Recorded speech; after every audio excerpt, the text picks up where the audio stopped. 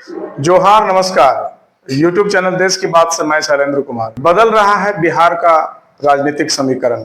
2025 विधानसभा चुनाव जैसे जैसे बिहार में नजदीक आ रहा है, वैसे वैसे सभी राजनीतिक दल जो मुख्य रूप से बिहार में वो मैं बड़ा की राजनीति के लिए कमर कस चुके हैं और बिहार के समीकरण में अपनी मजबूत उपस्थिति बनाने के लिए मैदान में है। मुख्य रूप से जो बिहार का दो खेमा, एक तरफ एनडीए और दूसरी तरफ यूपीए, यूं कहे तो इंडिया गठबंधन। तो एनडीए में भारतीय जनता पार्टी के बाद जो सबसे बड़ा दल है वो जनता दल यूनाइटेड, नीतीश कुमार की पार्टी वहां पे है। और दूसरी तरफ चिराग पासवान जो इस बार के लोकसभा चुनाव से 100% स्ट्राइक रेट के साथ पूरे बिहार में मजबूती के साथ उतर चुके हैं और उन्होंने इशारों में जनता को यह बताने का प्रयास किया है कि वो केंद्र की राजनीति में ज्यादा दिन तक सक्रिय नहीं रहना चाहते। तो हम कह सकते हैं कि एनडीए में जनता दल यूनाइटेड और चिराग पासवान की पार्टी में कहीं ना कहीं कौन बड़ा है, इसकी राजनीति इस बार विधानसभा चुनाव में हावी रहेगा। साथ ही साथ एनडीए में और भी दल हैं जिसमें जीतन राम मांझी की पार्टी है और कुछ अन्य लोग भी हैं जो पिछले लोकसभा में इनके साथ रहे, जो अभी तक उनका क्लियर नहीं हुआ। हम कह सकते हैं कि पिछले बार लोकसभा चुनाव में पवन सिंह भी काराकाट की सीट को नुकसान पहुंचाने में एक बड़ा रोल निभाए हैं। तो इस बार पवन सिंह और ऐसे जो एक दो सीट या दो चार सीट पे अपना विशेष प्रभाव रखते हो, वो किस तरह का स्टैंड लेते हैं वो अभी बाकी है। तो इन एनडीए में मुख्य रूप से जेडीयू और चिराग पासवान के बीच में पूरी तरह से बिहार में अपनी उपस्थिति को मजबूत करने के लिए तैयार है और Bharatiya Janata party wait and watch की स्थिति में दिख रही है।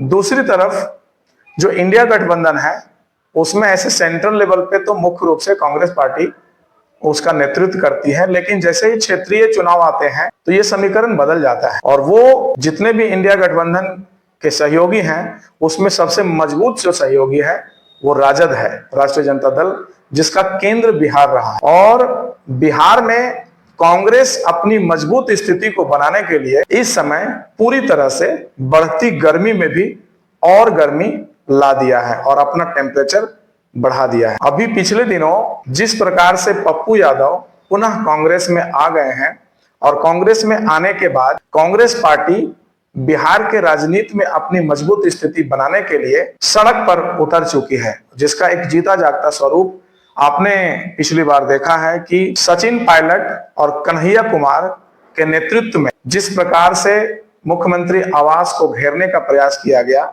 और मुख्य रूप से नौजवानों को अपने साथ जोड़ने का प्रयास किया गया, ये बताता है कि कांग्रेस भी अपनी मजबूत उपस्थिति बिहार में चाहती है।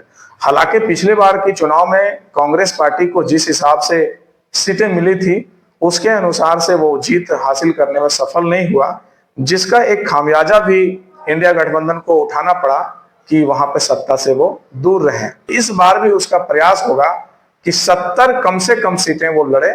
ऐसे तो अभी दावा उसका 70 से अधिक का है, लेकिन 70 सीटों का वो उनका जो डिमांड है उसको ध्यान में रखते हुए अभी वो मैदान में है। दूसरी तरफ एक साइलेंट राजनीति जो दिखने को हमेशा मिलता है वो कम्युनिस्ट पार्टी है। बिहार में अगर विपक्षी खेमे में इंडिया गठबंधन में राजद के बाद अगर सबसे मजबूत कोई विंग है तो वो कम्युनिस्ट का विंग है।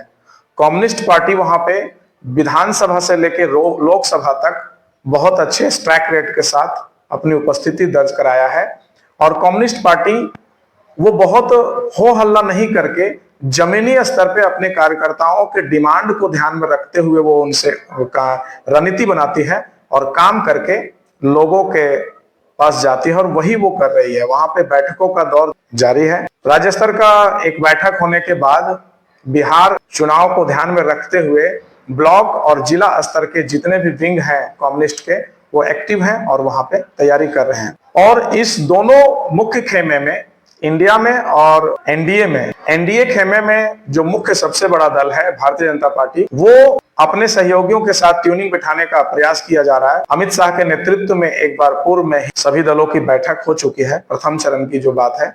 और दूसरी तरफ इंडिया गठबंधन में भी राजद जो है सो अपने बिहार के कैडरों के साथ जुड़ करके और यूं कहें तो अपने अलायंस के साथ बन करके वेट एंड वॉच की स्थिति में है। वो अपना मुख्यमंत्री का दावा तो कर ही चुकी है और दूसरी तरफ विपक्ष में जो इंडिया गठबंधन है जिसका नेतृत्व बिहार में राजद करती आई है और इस बार भी राजद जो है सो अपने सहयोगियों के साथ चुनाव लड़ने में किसी तरह का कोई मनाही तो नहीं कर रहा है, लेकिन मुख्यमंत्री का घोषणा जो है सो इंडिया गठबंधन में अभी चूंकि घोषित जो तेजस्वी यादव है कांग्रेस उसमें अभी आनाकानी कर रही है कि चुनाव के बाद मुख्यमंत्री की तैयारी की जाए। तो उस पर ज्यादा ना उलझते हुए राजद भी जो है सो बिहार में अपनी मजबूत तैयारी में लगी हुई है और कहीं ना कहीं अंत जैसे जैसे आएगा ये समीकरण चेंज होगा। जैसे जैसे चुनाव की तारीख नजदीक आएगा समीकरण बदलेगा और सभी अपने जोड़ तोड़ के साथ अपने फायदे और नुकसान के साथ टेबल पे बैठेंगे और चर्चाएं होगी और वो मामला कहीं ना कहीं सिमटेगा। अभी जो लड़ाई चल रही है चूंकि वहां पे चुनाव इस साल के अंत में होने हैं और अभी ये गर्मी का सीजन क्रॉस होने के बाद ये चेहरा साफ होगा कि वहां का चुनाव किस स्तर से लड़ा जाएगा, कौन से दल कितनी सीटों पे लड़ेंगे। तो ये अगले 2 महीने के बाद ये होना तय होगा। अभी क्या है कि जिस तरह से देश में टेम्परेचर हावी है उसी तरह से बिहार में सभी दल एक्टिव हैं और अपने अपने दल को बढ़ाने के लिए पूरा जोर लगाए हुए हैं। बहरहाल क्या स्थिति बनती है लगातार मैं आपके बीच बना रहूंगा और अब बिहार में चलकर बिहार के लगभग पूरे क्षेत्रों में जाकर के एक रिपोर्टिंग तैयार करके प्रत्येक विधानसभा में एक रिपोर्टिंग विश्लेषण लेकर के मैं आऊंगा और आपसे वार्ता करूंगा कि बिहार का चुनाव में इस बार किसका पलड़ा भारी रहेगा और क्या वहां का चुनावी मुद्दा रहेगा।